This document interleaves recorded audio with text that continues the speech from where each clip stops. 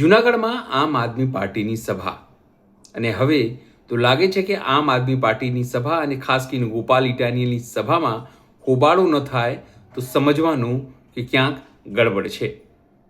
આવું જ માળિયા હટીનાની આમ આદમી પાર્ટીની સભામાં પણ થઈ, પણ ગોપાલ ઇટાલિયાએ સીધી રીતે ભાજપ ઉપર અને ભાજપના નેતાઓ ઉપર પ્રહાર કરવાના ચાલુ રાખ્યા. નમસ્કાર, હું છું ચિંતામણી પુત્ર અનિલ પટેલ. સ્વાગત છે આપનું અમારા વિશેષ કાર્યક્રમમાં.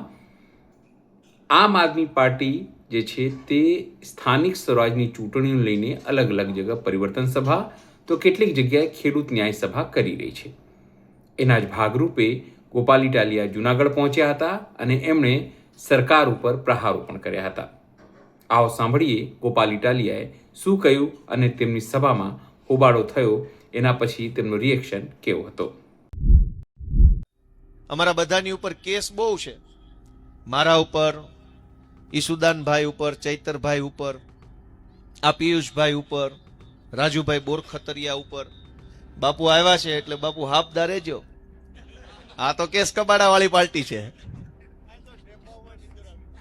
આ તો કેસ કબાડા વાળી પાર્ટી છે. એટલે મારી નમ્ર વિનંતી છે કે આમાં અને આ બધા જમાદારો ઉભા છે. કાલ ઉપરથી કોકનો ફોન આવશે કે અમને ઉપરથી છે ભાઈ, પણ મને એક ઈ નથી સમજાતું. બોલો આને શું થઈ ગયું? અત્યાર સુધી કમ્પ્લેટ બેઠો તો રૂડો રૂપાળો, ઘડીકમાં ક્યાં અવતાર આવ્યો? આમ થાય જોવો. હજુ તું બોલી રહ્યો છું, તૈયાર રહેજો. ત્યાં કરી ફોન આવ્યો, હવે કરવાનું છે એમ? બરાબર, કાંઈ નહીં. ના ના, મારતા નહીં ભાઈ, ખૂણામાં લઈ જઈને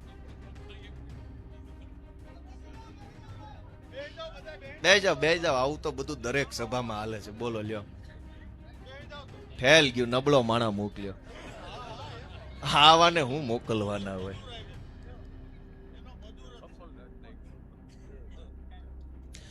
બેહો બાપા, બેહો વાલા, બેહો.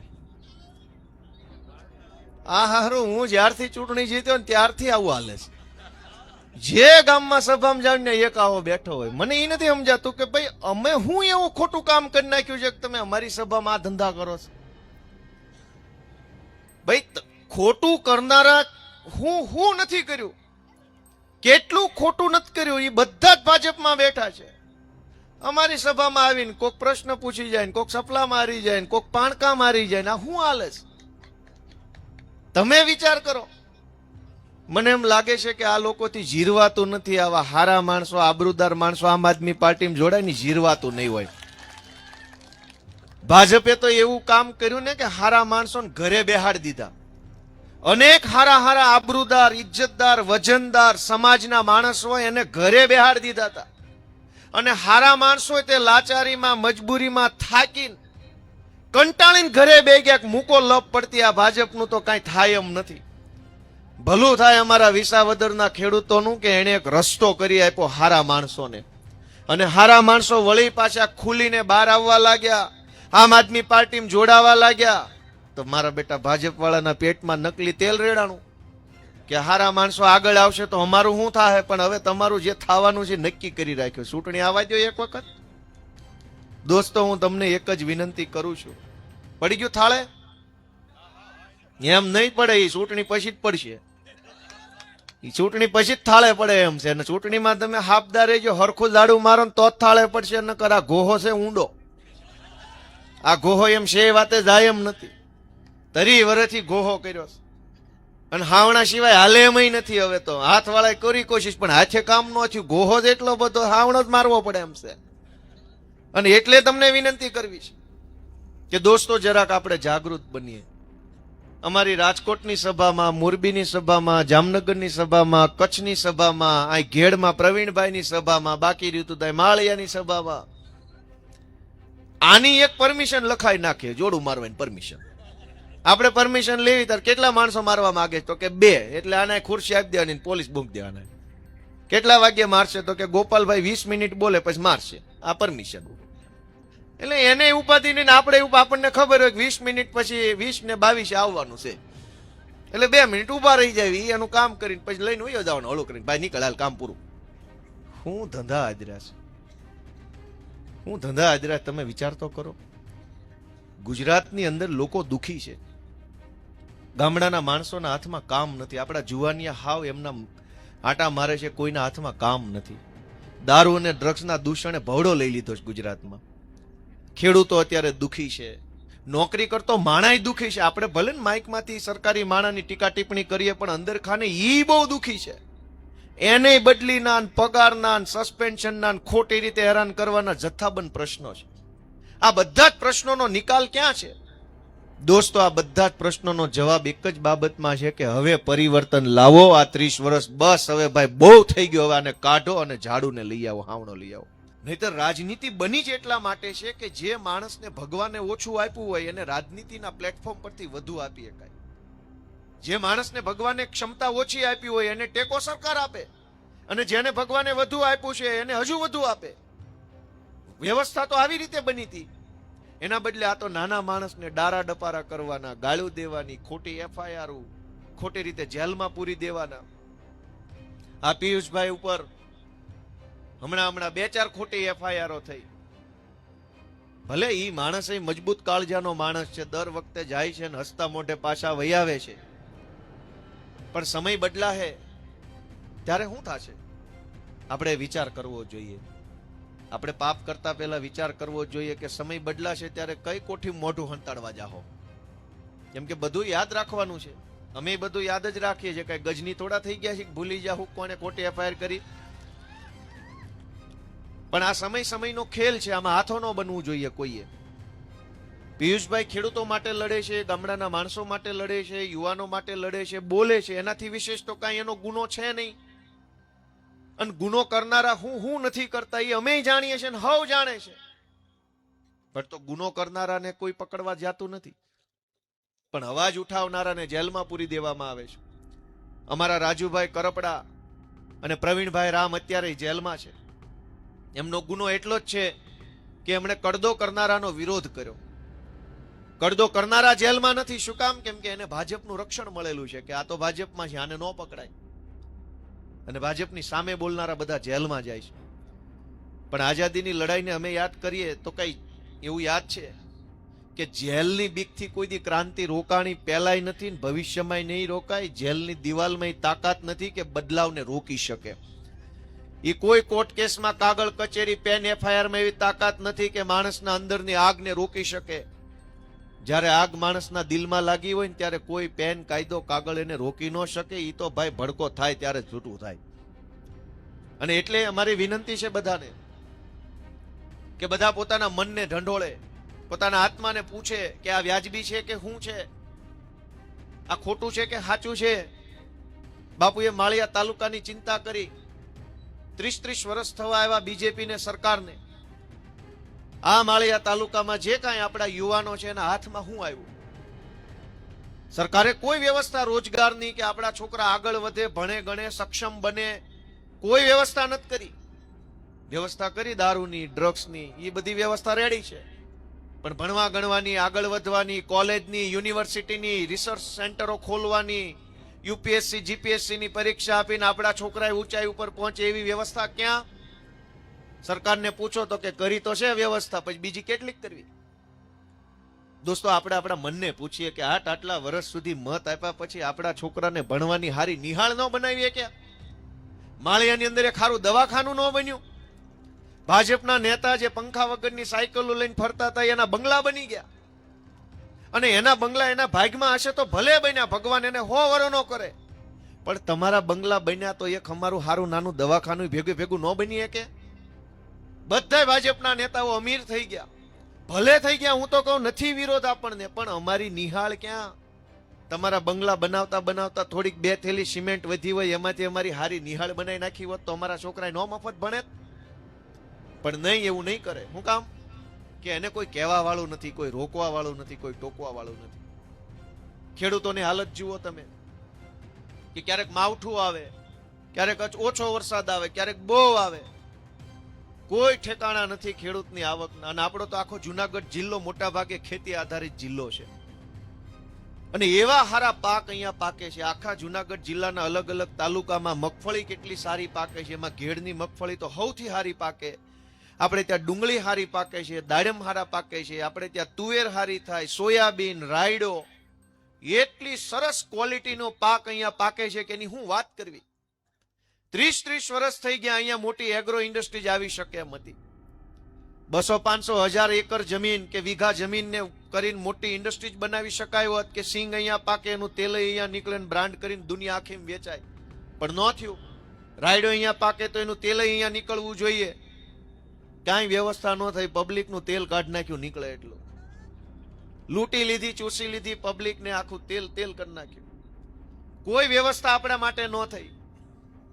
ટેકાના નામે મળતિયાઓને ટેકો આપવામાં આવે છે. આમે વણ જોયું કે ટેકાના ભાવે ખરીદી. કોને ટેકો? એના મળતિયાઓને, એના ગુંડાઓને, એના માણસોને કમાવા માટે છે, ખેડૂતો માટે. તમે જુઓ કે મગફળીમાં, સોયાબીનમાં, તુવેરમાં ટેકાના નામે શું હાલે છે. 125 મણ મગફળી સરકાર લે છે, તો બાકીની કોના ઘરે દેવાની? કોઈ પૂછવા વાળું નથી, કોઈ આને રોકવા ટોકવા વાળું નથી દોસ્તો. આ અમે વળી હું ને પિયુષભાઈ, નિશુદાનભાઈ, ચૈતરભાઈ, રાજુભાઈ ના 7-8 જણાને વળી હું કુમતી હુજી ખામા સોંટ્યા છે ભાજપની. નકર કોણ બોલે છે એવડા મોટા ગુજરાતમાં? કોઈ બોલવા તૈયાર નથી, કોઈને વિરોધ નથી કરવો, બધાને જેમ હાલે એમ હાલવા દો ભાઈ. પણ દોસ્તો, તમારું મન એમ કે આ 4-5 જુવાનિયા જે મથે છે એની સાચી દિશામાં છે, તો તમારા આશીર્વાદની અમને જરૂર છે. અમારી ઉપર થોડોક હાથ મૂકજો તમારો, એવી હું વિનંતી કરવા આવ્યો છું. અમે બધા બહુ નાના માણસો છીએ. પિયુષભાઈ બોલતા હતા, હું એક ટશે એની હામું હામું જોઈ રહ્યો. 2021માં પહેલી વખત પિયુષભાઈ જ્યારે આમ આદમી પાર્ટીમાં જોડાવાની ચર્ચા થઈ, અમે બે અમદાવાદમાં મળ્યા. પછી પાક્કું ચૂક જોડાવાનું છે, ફાઇનલી અમદાવાદ ઓફિસેથી જોડાણા. ત્યારે કોંગ્રેસ પાર્ટીમાંથી ચૂંટાયેલા એક તાલુકા પંચાયતના સભ્ય તરીકે સારું કામ કરતા હતા, પણ મોટા પ્લેટફોર્મ પર નહોતા. બોલવાનું બહુ માપનું ફાવતું હતું. લડાઈ લડતા હતા. આક્રમક સ્વભાવના વ્યક્તિ છે, લડાયક સ્વભાવના વ્યક્તિ છે. અન્યાય થતો હોય તો છાનામાના બેહે નહીં એવા વ્યક્તિ છે. પણ આજ એને જ્યારે મેં સ્ટેજ ઉપર જોયા કે ધડાધડ હજડ બમ બોલે છે, મેં કીધું આમના હાકે રાખે ને તો મારે હારું. કેટલું સરસ નેતૃત્વ તૈયાર થયું. મિત્રો, આમ આદમી પાર્ટીને તમારે આશીર્વાદ હું કામ આપવાના છે? બચુ બાપુ, અમને હું કામ આશીર્વાદ આપવાના છે? એનું કારણ કહું કે આ પિયુષભાઈ જેવો નેતા પેદા કર્યો. એ હતા પેલા માળિયામાં તાલુકા પંચાયતના સભ્ય હતા. આજ આખું ગુજરાત ઓળખે છે એવો હજડબમ આગેવાન ઉભો કરવાનું કામ આમ આદમી પાર્ટીએ કર્યું. દોસ્તો, રાજુભાઈ કરપડાએ સારું કામ કરે છે, કરતા હતા પેલા, પણ આજ આખું ગુજરાત ઓળખે છે કે નહીં? હું કામ? આમ આદમી પાર્ટીએ એવા હજડબમ આગેવાનને સપોર્ટ આપી, પીઠબળ આપી, જ્યાં જરૂર પડે ને ટેકો આપીને એવા આગેવાન પેદા કર્યા. પ્રવીણભાઈ રામ, યુવરાજસિંહ જાડેજા, ચૈતરભાઈ વસાવા, સાગરભાઈ રબારી, નામ લેવા બેહો તો એવડું લાંબુ લિસ્ટ છે કે લોકોની છાતી ગદગદ ફૂલે. એ બધાએ આગેવાનોને આગળ લાવવાનું, મજબૂત બનાવવાનું, ટેકો આપવાનું અને ગુજરાતની જનતાને એક સારો આગેવાન આપવાનું કામ કઈ પાર્ટીએ કર્યું? આમ આદમી પાર્ટીએ દોસ્તો આ કામ કર્યું છે. ગુજરાતને સારા નેતા આપવાનું કામ કર્યું છે. અને એટલે તમારા આશીર્વાદની જરૂર છે કે તમને આ બધા જ નેતાઓ જો સારા માણસો લાગતા હોય તો તમારા એક આશીર્વાદથી હજુ સારા નેતાઓ ગુજરાતને મળતા રહેશે. ભાજપે શું આપ્યું ગુજરાતને? રોડ, રસ્તા, વીજળી, પાણી, શિક્ષણ, દવાખાના, સરકારી ઓફિસની વાત તો છોડો. જેની સભા થઈ હોય ને ભાષણ સાંભળવા જવાનું મન થાય ને એવો એક નેતા અત્યારે એની પાસે નથી. બીજી તો ક્યાં વાત કરવાની. હમણાં નવું મંત્રીમંડળ બનાવ્યું. વિસાવદરની ચૂંટણી પછી મંત્રીમંડળમાં ફેરફાર આવ્યો, ખબર છે બધાને? એટલે મને એક ટીવી વાળા ભાઈએ પૂછ્યું કે આ નવું મંત્રીમંડળ બન્યું, તમારું શું કેવું છે ગોપાલભાઈ? તમારી પહેલી પ્રતિક્રિયા આપો. આમ માઇક કર્યું. મેં કીધું મારે કાંઈ પ્રતિક્રિયા આપવી નથી. તમને ખાલી હું એટલું જ કહેવા માંગુ છું કે આ નવા મંત્રી જે બનાવ્યા એની અંદર બહુ લાયકાત છે, બહુ આવડત છે, બહુ અનુભવ છે, બહુ હોશિયાર છે, બહુ લાયકાત વાળા માણસ છે. એટલે બનાવ્યા હોય એવું લાગે છે કે કાંઈ લાયકાત નથી એટલે બનાવ્યા હોય એવું લાગે છે? તમે કયો જઈ, તમારું શું માનવું છે? બહુ લાયકાત છે એટલે બનાવ્યા છે, કાંઈ લાયકાત જ નથી એટલે બનાવ્યા? કયો જઈ તમે? આ પહેલી પ્રતિક્રિયા, તમે જાણો. હવે એમાં જે સમજ્યા તે તમારું. ગાંડાને ખબર છે કે કાંઈ લાયકાત નથી એટલે બનાવ્યા છે. એમાં હું પહેલી પ્રતિક્રિયા આપવાની? છેલ્લી પ્રતિક્રિયા આપું કા લાંબુ નહીં હાલે? છેલ્લી પ્રતિક્રિયા, પછી લાંબુ હાલવાનું જ નથી તો કેવું હું. પણ દોસ્તો આપણે બધાએ વિચારવું પડશે. વિસાવદરની જનતાએ આપણને બધાને એક રસ્તો બતાવ્યો છે, આપણને એક દીવા દાંડી જેવું કામ કરી બતાવ્યું છે. જો આમ થાય, કરવું હોય તો થઈ શકે એમ છે. અને એટલે ગુજરાતભરની જનતા વિસાવદરના ખેડૂતોમાંથી પ્રેરણા લઈને આગળ વધે એવી મારી લાગણી છે. અમે બધા તો બહુ નાના માણસો છીએ, અમારું આમ ઘરય નાનું. આ પિયુષભાઈ છે, એના બાપુજી વર્ષોથી નથી, ઘરના વડીલ ભાઈ ઈ છે, મારાય પપ્પા નથી. અમે બધા કેવા માણસો છીએ તમે વિચાર તો કરો એક વખત, કે બાપ વગરના મોટા થયા, રેઢા રેઢા અહીંયા પહોંચ્યા અને રાજકારણમાં અવડી મોટી જગ્યા સુધી પહોંચવાની કોશિશ કરી. તો કઈ નાની આવડત હશે અમારી પાસે? તમે એની કદર કરીને એક મત નહીં આપો? માણસો તાલુકા પંચાયતની ટિકિટ હાટું થઈને મોટા નેતાના છોકરાને કૂતરાય રમાડવા માંડે છે, ગલો ગલો કરે છે, ત્યારે ભાઈ ટિકિટ મળી જાય તો. પાટીલના બંગલે કેટલાય કૂતરા રમાડ્યા, કોકને મળીને કોકને ન મળી. ત્યાં પ્રમુખ બદલાઈ ગયો, બહુ કૂતરા રમાડી લીધા, માંડ વારો આવ્યો ત્યાં પ્રદેશ પ્રમુખ બદલાઈ ગયા. હવે નવા પ્રમુખના કૂતરા રમાડવાના. માત્ર તાલુકા પંચાયતની ટિકિટ હાટું આવા ધંધા કરનારા નેતાએ પડ્યા છે. એવા જમાનામાં સ્વબળ ઉપર, પોતાની જાત મહેનત પર, પોતાની આવડતના દમ પર, પોતાની તાકાતથી લડીને બાંધીને નોર મારીને પોતાની જગ્યા રાજનીતિમાં બનાવી. એ કઈ નાની વાત છે? તેમ કહો તો ખરા, એ કઈ નાની વાત છે ભાજપની સામે જગ્યા બનાવવી? લોકોએ આખી જિંદગી ગહી નાખીને તોય ગામ પંચાયતમાં સરપંચ નથી બની એકતા, ને ગામને અવળા રવાડે ચડાવી હોય અલગ. સરપંચ બનવા હાટું ગામમાં 4 ભાગ કરાઈ નાખ્યા હોય તોય નથી બની એકતા આખી જિંદગી. બધવી મારે આખું ગામ સરપંચ બનવા નથી બનતા. શું કરવાનું? પિયુષભાઈ જોવો, રાજુભાઈ જોવો, ચૈતરભાઈ જોવો, મારું ફાવે તો મને જોવો, કેવા કેવા આગેવાનો ગુજરાત માટે લડે છે. અને બદલામાં અમને શું મળે છે? અમને મળે છે જેલ, અમારી ઉપર FIR, ફેસબુકમાં કિલો એક ગાળ્યું આપી જાય ભાજપ વાળા. ગમે એવું સારું કામ કરો તો હેઠે ગાળ્યું જ હોય. જોકે એની કઈ ઉપાધિ નથી. હું ગામડે ગામડે જાઉં છું જનસંપર્કમાં, અને લોકોને મળું, પછી એના ફોટા ફેસબુકમાં મૂકું તો તરત હેઠે ભાજપ વાળા આવે કે આજ કરીશ કે બીજું કઈ કરીશ. હવે હું મારા મત વિસ્તારના ગામડામાં જાઉં, લોકોને મળું, એની હારે બેહું, વાત કરું, લખાણ ભૂષાણ કરું, એમાં આને વાંધો છે? તમે વિચાર કરો કે આ કઈ હદની રાજનીતિ છે. અને એટલે અમે ગોપાલ ઇટાલિયાની વાતથી આપ કેટલા સમજ છો જરૂરથી કોમેન્ટ બોક્સમાં કોમેન્ટ કરજો. એ સિવાય અમારી યુટ્યુબ ચેનલ છે ગુજરાત પ્લસ, એને પણ તમે લાઈક કરો, સબસ્ક્રાઇબ કરો, બેલ આઇકન દબાવો, અને અમારી વેબસાઇટ છે gujaratplus.in, ત્યાં પણ જઈને તમે બધું અપડેટ થઈ શકો છો. અત્યારે માટે બસ આટલું જ. નમસ્કાર.